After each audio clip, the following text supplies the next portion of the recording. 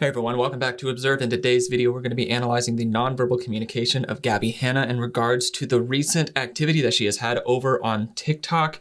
This is going to be her addressing all of the roughly 150 to 200 videos that she posted in a very short time span.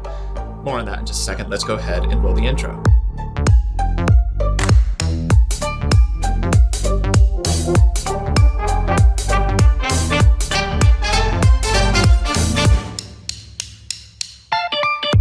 Thank you to Raycon for sponsoring this video. Now, I love to read, but I find it pretty challenging to square away the time needed to sit down with a book and start turning the pages. With that in mind, I can spend hours working on various tasks while listening to audiobooks.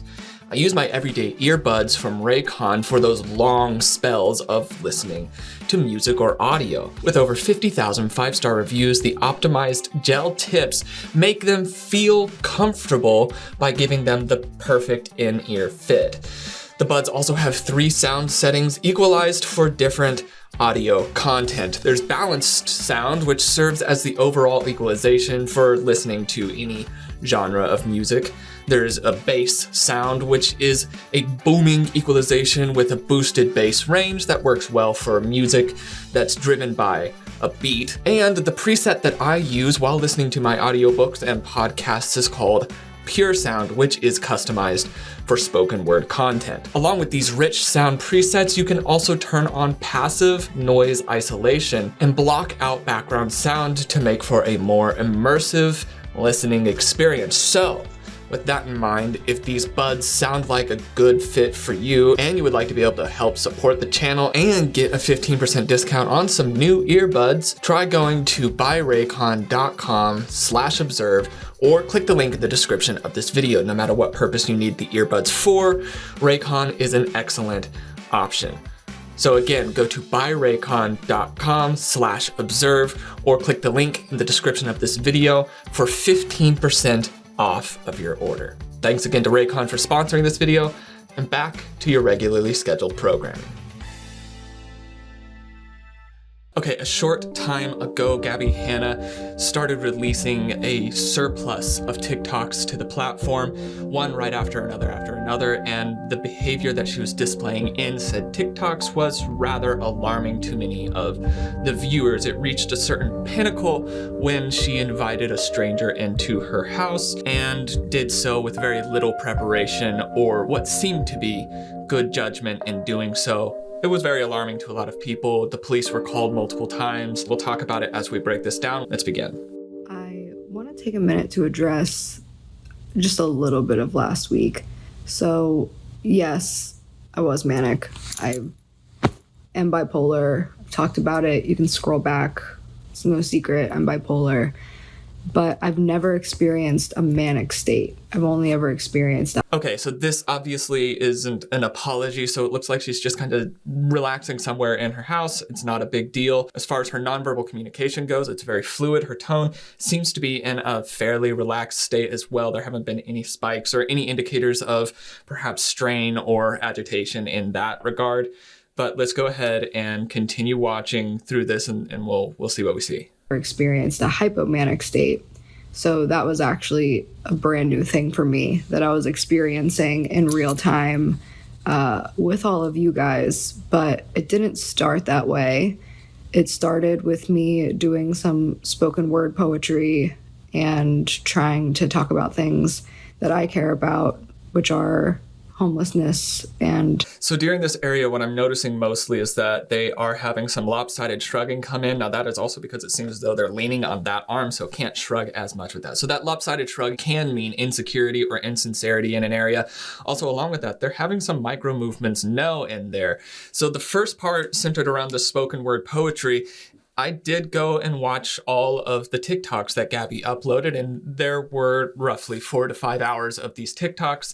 And so going through that first portion that they're talking about where it's mostly spoken word poetry, actually that does line up. So even though they have some shrugs in there and some micro movements, it does seem to be just spoken word poetry, and rather still strange, to be fair, but it was done, it seems as though, as a performance. Some of the things that I picked up on in the initial footage itself were the fake laughter, and also some of the crashing between the emotional states as well just seemed to be too forced and too fake. So that is fascinating to note, but let's continue watching. And dying children in the environment, and also talk about the overlap of religion and aliens and mental health and dimensions and all of these different concepts like karma, and how we've politicized them and made them into these weird culty controlling type things, when in reality we're mostly just using different language for the same thing. Where I feel shit started getting really intense was when that guy came to my door and asked me to use my bathroom. And I know that a lot of people were like, why the fuck would you let a stranger in your house? But from where I was sitting, I try to be kind. I'm gonna go ahead and pause it here. That's a very valid question for just an average, everyday person. Be very careful of who you let into your house. And so she's about to go and explain that she sized him up and all of these things. But even with that in mind, it still shows questionable judgment in general. And Gabbie Hanna is not just an average, everyday person. They have internet fame, so they have to think through things a little bit differently in general. Even throughout these videos, she'll mention that she has a security detail, things like that, and that is not what everyday people have. So obviously this situation is different. So in this area, it is quite clear that she did not think through what she was doing quite soon enough. But let's hear what she recollects, and then we can talk about what really happened and the contrasts between that. Be kind wherever I can. So it was like 9:30 in the morning, and I was on the phone with my friend, and some guy has one earbud in and he's kind of sweaty, and he says, I was just on a run, and I was wondering, can I use your bathroom?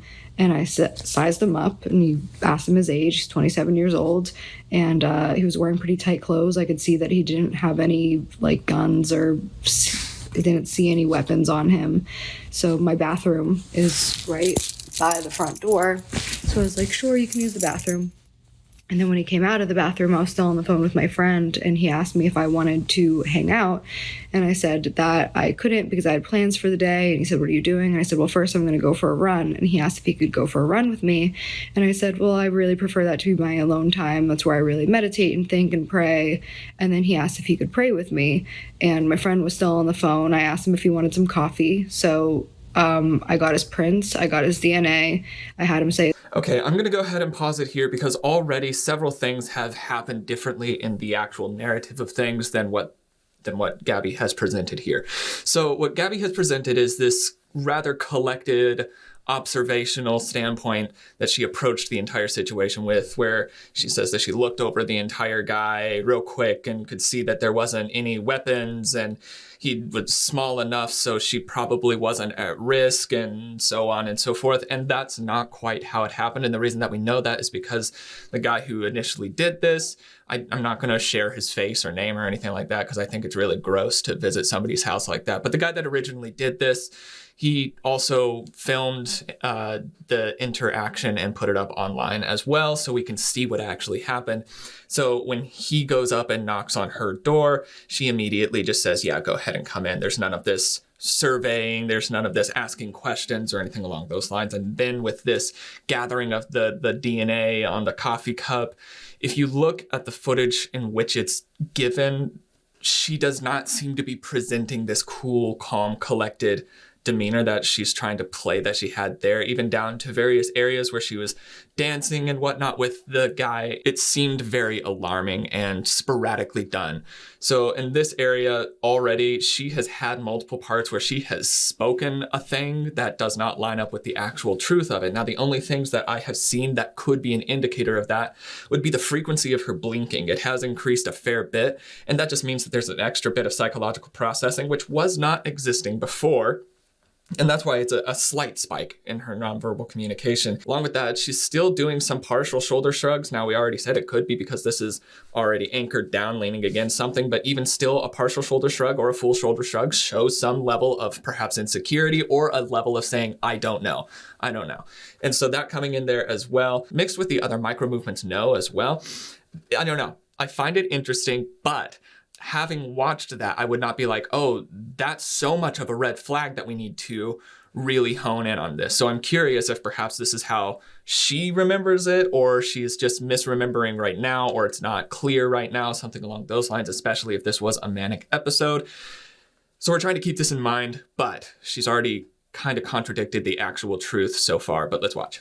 His full name on the phone. I really felt like I was protecting myself just in case this 27-year-old scrawny ass guy was going to try something. He knew that I had his prints and his DNA and also a witness to his name and the fact that he was there. So as he kept pushing to hang out with me after I told him that I wasn't interested, I asked him basically, do you have any friends? Like, are you okay? Because he was like shaking, and now I know why. It's because he was doing something incredibly disgusting and manipulative, and he was nervous about it.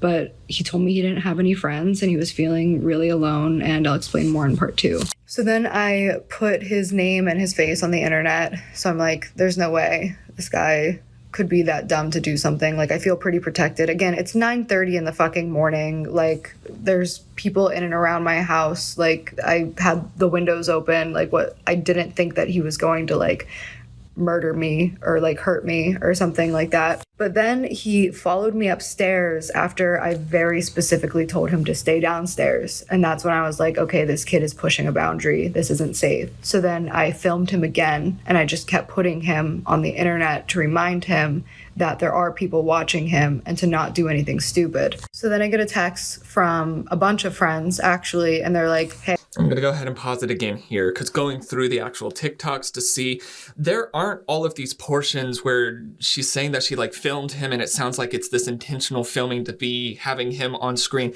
He definitely is on screen in the TikToks that she's referring to, but you don't get the sense that that's her goal in it. It seems as though her goal is to create a TikTok and he just happens to be in it, if that does make sense. Now, perhaps they were really cognitively trying to get him on screen as much as possible, but it did not seem that way in the actual footage. So much so that even friends and family started reaching out to Gabbie, as she's about to say here. So let's go ahead and see. Friends actually, and they're like, hey, I don't know who the fuck you think that guy is in your house, but get him the fuck out because he's posting in your house. So I was like, okay, let me get this kid the fuck out of my house. And that's where you saw me scream, get the fuck out of my house. And then he left. So after I kicked him out of my house, I was like pretty shaken and like hurt, to be honest, because like this city is so fucking evil, like straight up. And like, no matter like what happens to me, like I still fight so hard to just like try to do the right thing and the kind thing, because I don't want to be one of those people who turns people away in their moment of need. Like, I'm going to go ahead and pause it real quick. I do believe that the emotion that she's experiencing right now seems to be genuine, at least on some level. There is some desynchronization across the top half and the bottom half of her face, with her eyes not fully reflecting, but even still in that, her eyes are inflaming, and that's a harder cue to also fake as well. But I'm going to go ahead and circle back around to what she's even talking about right now. So first, what I don't understand is when she said that she surveyed this guy who's quote unquote out on a run, he's wearing just your everyday average street clothes, far from a running outfit. Also all the way down to wearing full length blue jeans, which are not really renowned for their comfort in running. Now, a lot of people obviously can run with blue jeans, but even that alone should have been a little bit of a red flag. If somebody says they're out for a run, it might be safe to assume that they dressed for a run, and he was not. He was not dressed for a run. So that's part of that where it's just like, okay, so there is a red flag that should have been there to begin with. And then Gabbie is now talking about how the world is so evil, or where she lives is so evil, and she didn't want to turn away a person in their time of need. And she's about to start breaking this down. But what I find interesting is that the time of need that's being referred to here is to go to the bathroom, which is definitely a need that is important. But the fact that she is who she is, has the presence that she's had online, and the difficulties in that, she should have had more alarm bells going off in this area. There were also other houses on that road that gentleman, had he needed to go to the bathroom, could have gone to, and Gabbie would have been just fine saying, no, I'm not comfortable letting you in my house. But she showed this poor lack of judgment here. And that, I believe, is what a lot of people were having issues with. Not so much even the appearance of the guy, but the fact that Gabbie was not seeming to make the right judgment call here and putting herself in what could have been very intense danger. So this is part of what was alerting people, and apparently this is where things started to take a shift as well. So let's keep watching.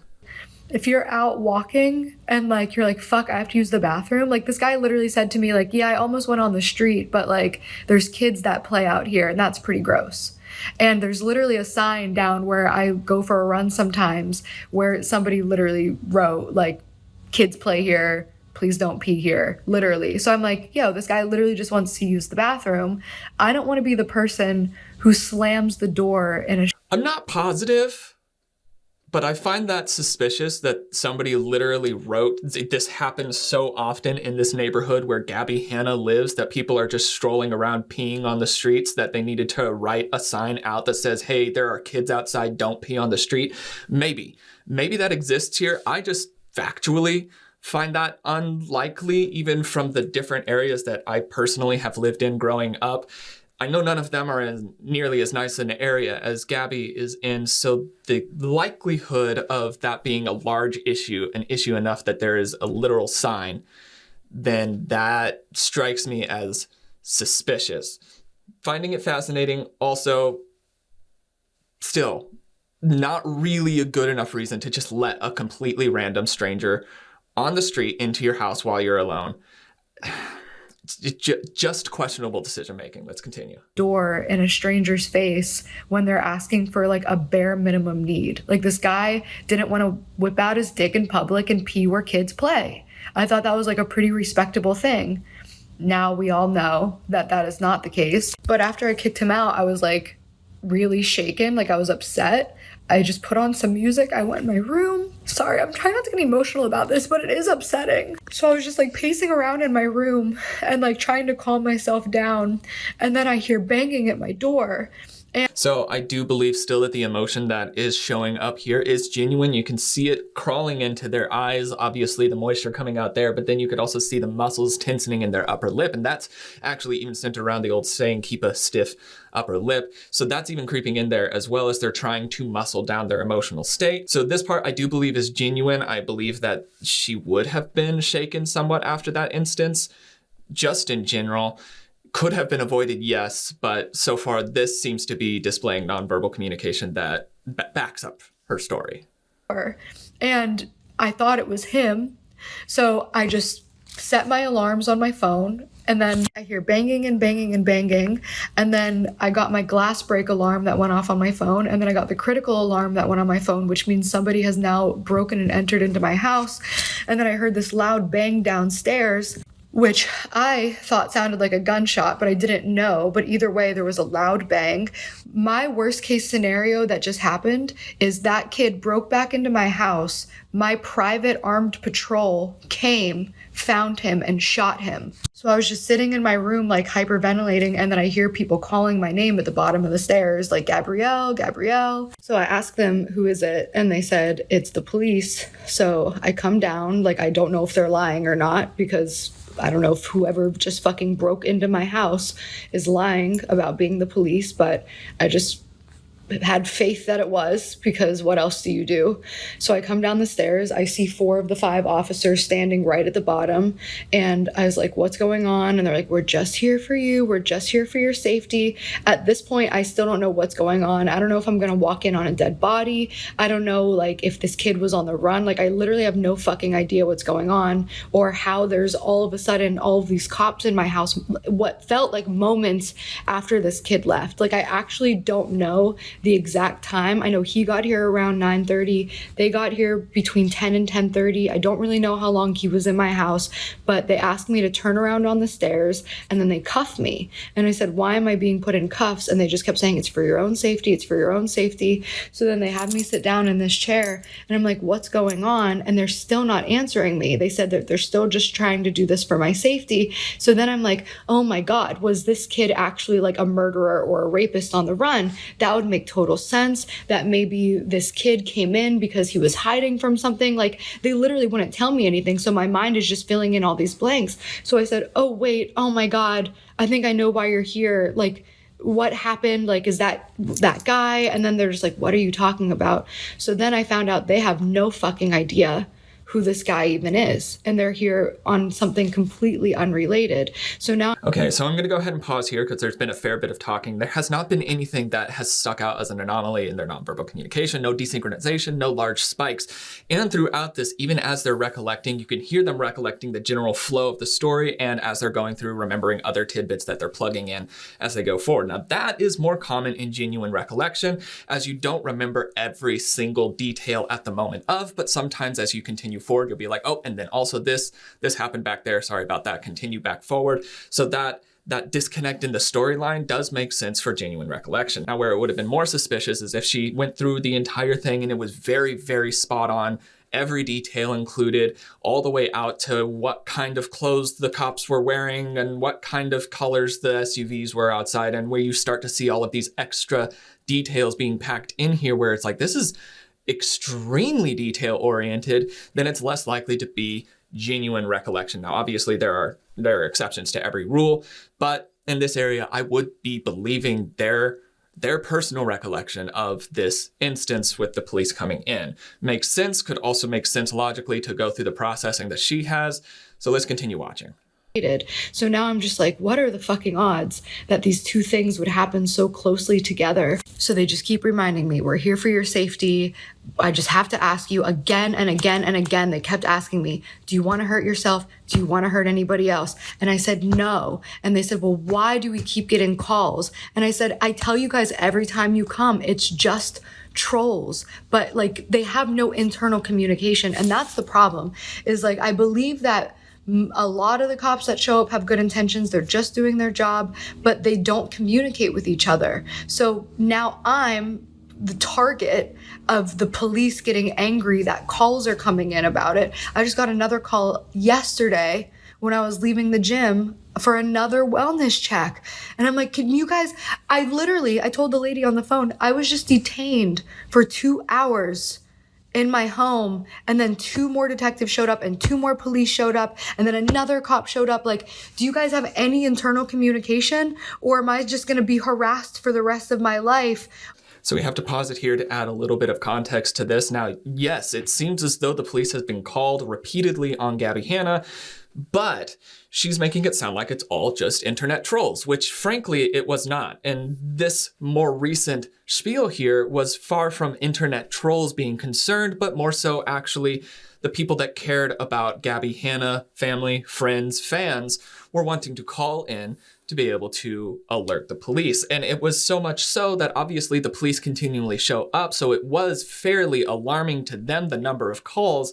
And so she's saying that it's all the police's fault for not communicating more on the inside. And that could be it on some level. But the fact of the matter is that Gabbie was still presenting behaviors that were alarming not only to her audience, but enough so to the people around that she would get calls from the people around. This would include screaming outside and acting in various sporadic ways in the public eye. So with that, we're seeing that sort of behavior coming up. So these police calls are warranted, it seems, but also I think that there is a grain of salt in that where Gabbie's like, I don't want the police to continually show up again and again and again. And they probably did at times where she was not acting quote unquote problematic.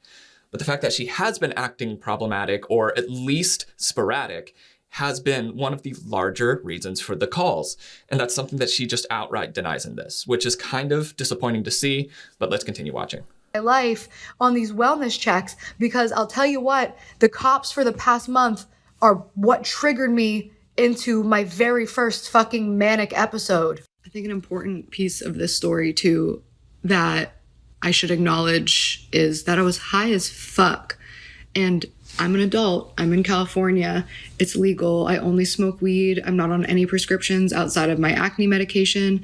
I've been prescribed for my ADHD in the past. I tried it last summer. I decided it's not for me. But weed for me is more of a shroom trip, which is why I don't fuck with shrooms. I don't try LSD. I've never tried DMT because my weed experience is very hallucinogenic and also... Okay, a few things. First, she says that the cops showing up so many times was what triggered the manic episode. At another time, she says that it was everybody online that triggered the manic episode. And so that split across makes it feel like she's trying to blame shift it somewhat into various areas, or at least even divert attention. We'll get to those again in a bit. But then also going through this area where she's talking about how she reacts to weed. That's very fair. People react to marijuana in various different ways. Some people do react very hallucinogenically.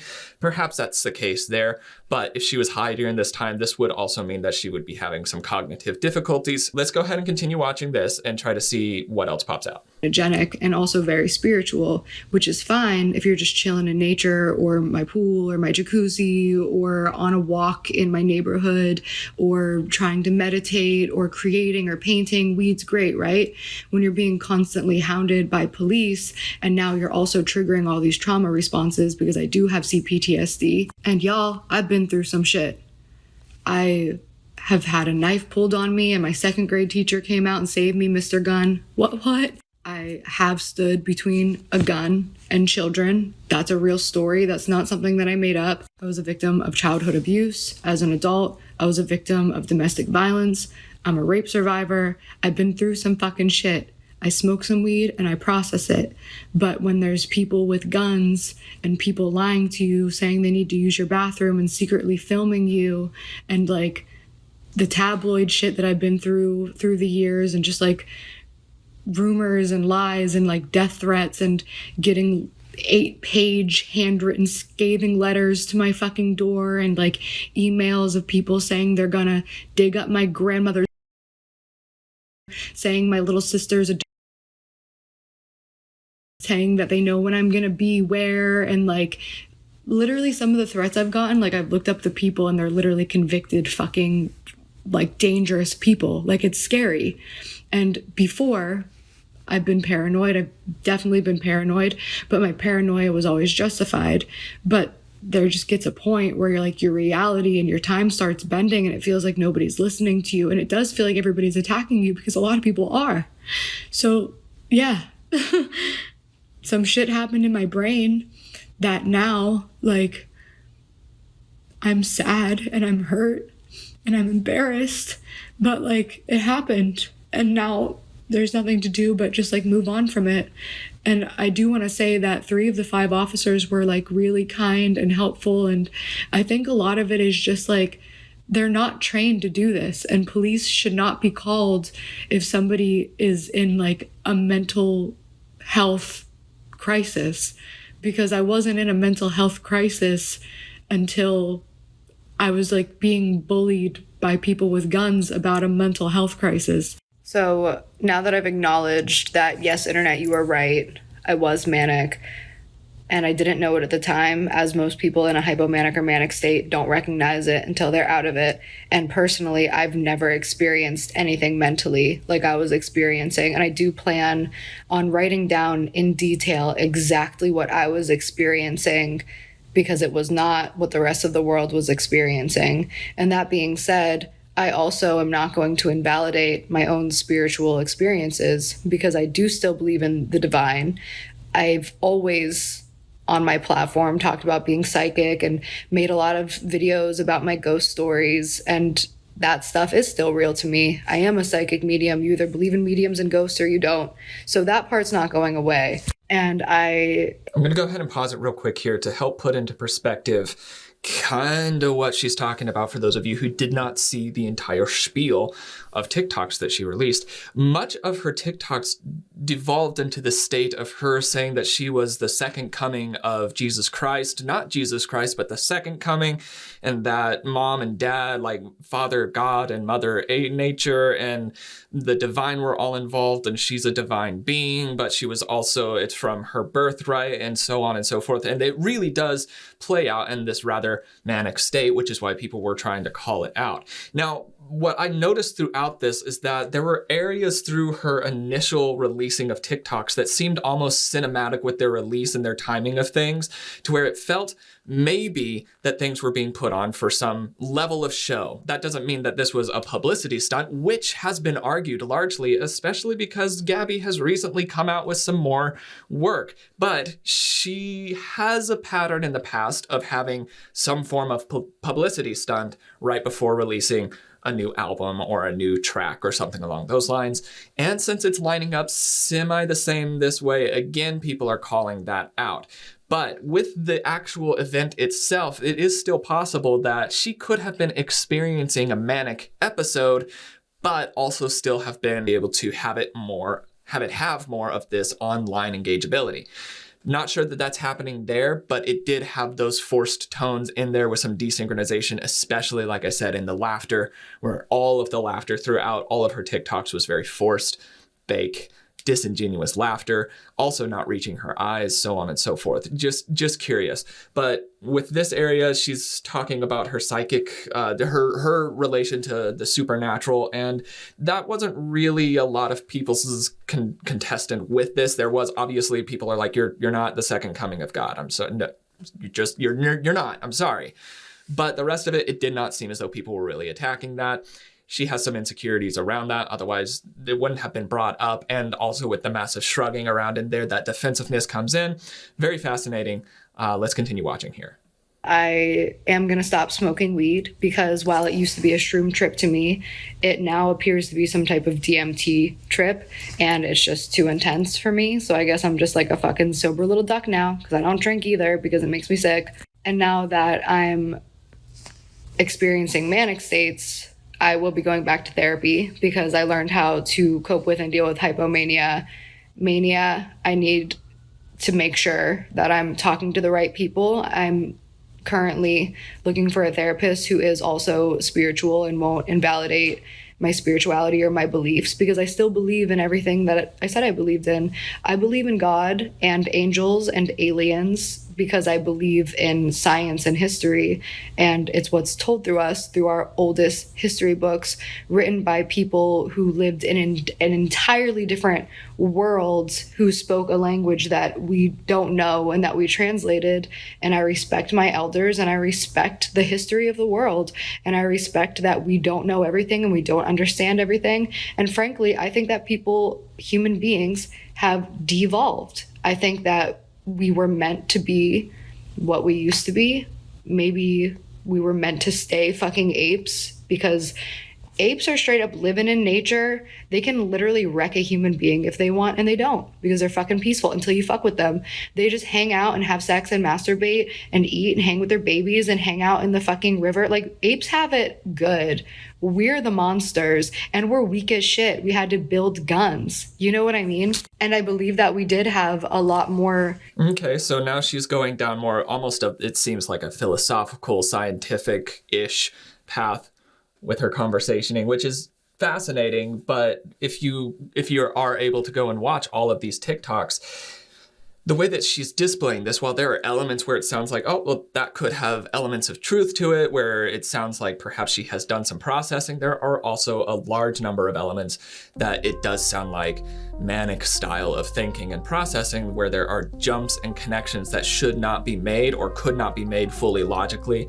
And so that does pop up here. Now, I'm going to go ahead and pause this here because this has wrapped up a certain portion of this. If you would like me to be able to continue with the rest of this specific series, there is about another 10 minutes of it left, then go ahead and let me know in the comments below, and I could do that for my next video, and we could kind of wrap everything up. There are some other realizations that Gabbie has at the end of this series. It has some play in on things, but it also might feel like it's somewhat of a smoke screen, so to speak, that she throws up here. But let me know your thoughts in the comments below. Hit the like button if you haven't already. Hit subscribe if you want to. I should be uploading fairly regularly. I have a Patreon if you want to support me over there. There will be some stuff coming out over there. I also have a PO box if you want to send some things that way. It's all listed in the description of this video. But without further ado, that's all that I've got for today. My name is Logan, and you have been oh so awesome, as you always are, and I will see you in the next video. Cheers, guys.